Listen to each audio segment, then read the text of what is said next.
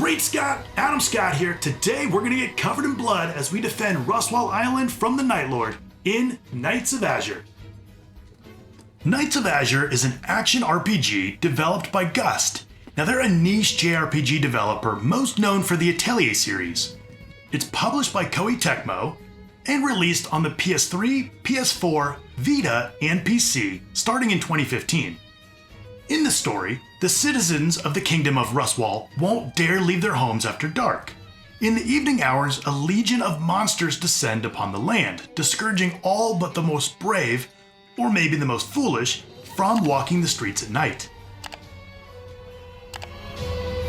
One who dares to trek into the dark is our hero, Arnis. She's a half-demon knight charged with defending Ruswal from the demon army and stopping the Night Lord's plans. We soon learn that the only way to save the day is for Arnis's old friend, a priestess by the name of Lilith, to seal away the evil lord through self-sacrifice. The story is far darker than what you might expect. At its core, the world and the building romance between Arnis and Lilith are promising. It's a tale of two young women forced to accept cruel fates, where one prepares to become a martyr as the other slowly succumbs to a demonic corruption, wrestling with her waning humanity and newfound hunger for human flesh.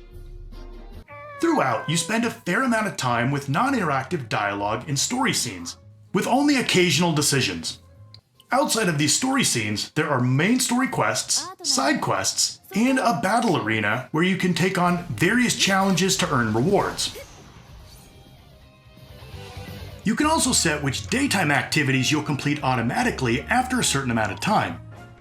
This will give you equipable trait points that you can use for bonus abilities. Throughout the quests, you'll fight against hordes and hordes of monsters.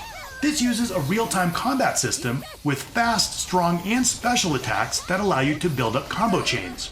You can also roll, dodge, and block to keep yourself alive. There's an overall nice flash and visual polish to the effects of the combat. If you happen to get wiped out in battle, you're just sent back to the hotel which acts as your hub without much of a penalty. Despite being a force to be reckoned with, Arnis is not alone in her fight. To aid you in your battle, you can have up to 4 demons known as Servans fighting alongside you. You'll collect a library of Servans over time that will all have different traits. Which ones you have out at a time is up to you. You can set up to 4 teams and simply call out which team is most appropriate for the situation.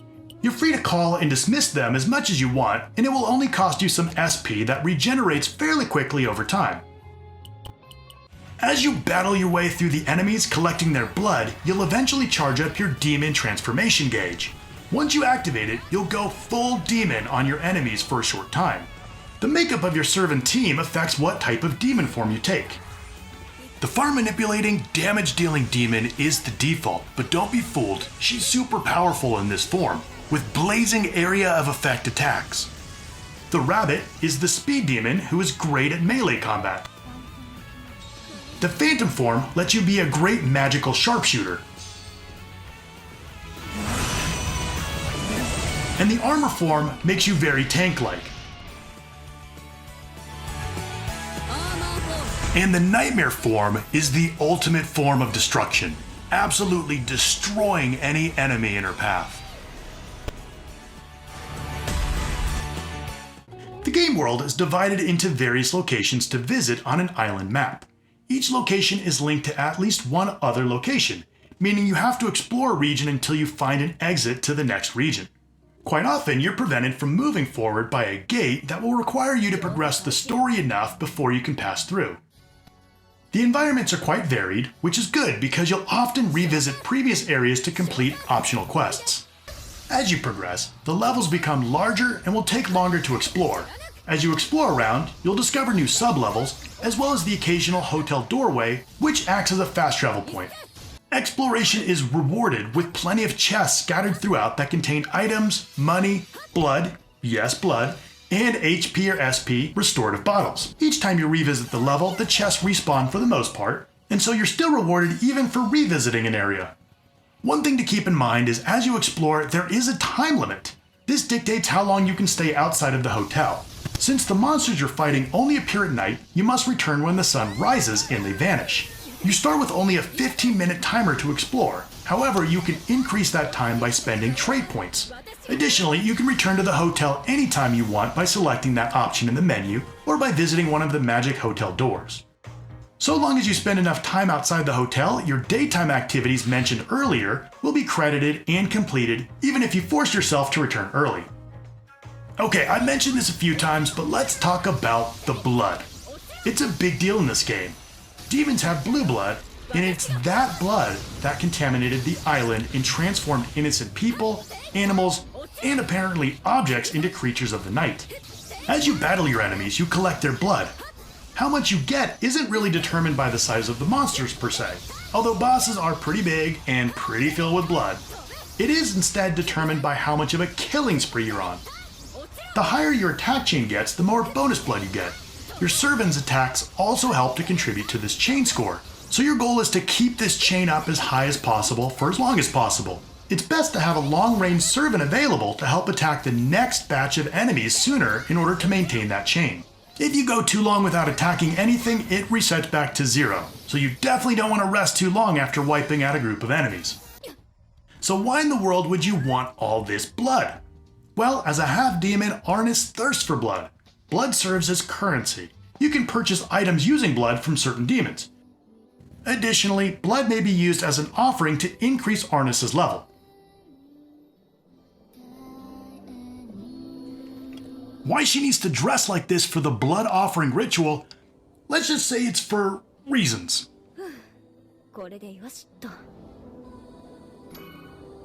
Your servant gain levels as well through the use of a traditional experience system. If they're equipped to one of your decks, even if they're not in battle, they'll gain experience points. The higher they get, the better they get. They can even unlock passive traits that increase the entire team rather than just themselves. That's pretty cool. Every other level or so, the game gives you a choice between 2 possible upgrades for them. You can also boost Servants further by using certain items on them, which will permanently modify their stats a limited number of times. You just need to be a little strategic when planning your teams and their upgrades. Now let's talk about all of the items and equipment. You can change equipment for Arnis and for each Servant to give various buffs or passive abilities. For example, equipping a vampire bat allows for more blood to be collected per kill. Each piece of equipment has its main default passive ability that's gained by equipping it. The other stats it impacts are usually quite random, meaning it's entirely possible to have 10 of one item and none of them being identical. You're able to carry 250 items at a time, and it's pretty forgiving when you get overloaded. This way, you can be a pack rat collecting it all without the need to drop anything or lose valuable pocket change. Let's talk about the visuals. It's clear that this is not a AAA game. However, it does really well with the budget that it has. The character models all contain a very high level of detail with many subtle little bits of flair which truly enhance the visual appeal. While there is a fair share of fan service, it's not overly reliant on it to create visual interest. The main characters are well designed with a lot of subtle nuances. The enemies in this game come in all different shapes and sizes, and while some are just recolors of other enemies, they're all modified with their own skill sets for the most part. The environments themselves have plenty of detail to keep the visuals enjoyable. There are unique touches and accents throughout each level to make them feel more alive. For completionists, anyone looking to get all of the trophies, it's a relatively easy process. However, there will be a bit of grinding toward the end. There aren't any missable trophies, so just play through and enjoy the game and the story at your own pace, and then do some cleanup when you get to the end. All in all, it took me about 40 hours. There are a lot of interesting things throughout that I could just go on and on about. From the new dialogue with NPCs between the chapters, to mysterious letters that you get in the hotel desk, to the changing moon phases, to the cupcake subplot, but I won't go into too much detail because discovering the world for yourself is part of the fun. If you enjoy games with a fairly rich plot that spends a decent amount of time on exposition, such as the Atelier series, then you should enjoy this game's storytelling style. The combat is flashy, varied, and fun throughout. I always look forward to heading out to hunt more monsters. The game's visual style is quite appealing, and while the characters only speak Japanese, the game has enough charm that it captivated me. Now if you like what you saw there, I recommend picking up Nights of Azure. My goal is to bring you games that have flown under the radar, so if I've done that, go ahead and give this video a like, And if you haven't done so already, subscribe to the channel so I can continue to expand your gaming horizons. Alright, till next time.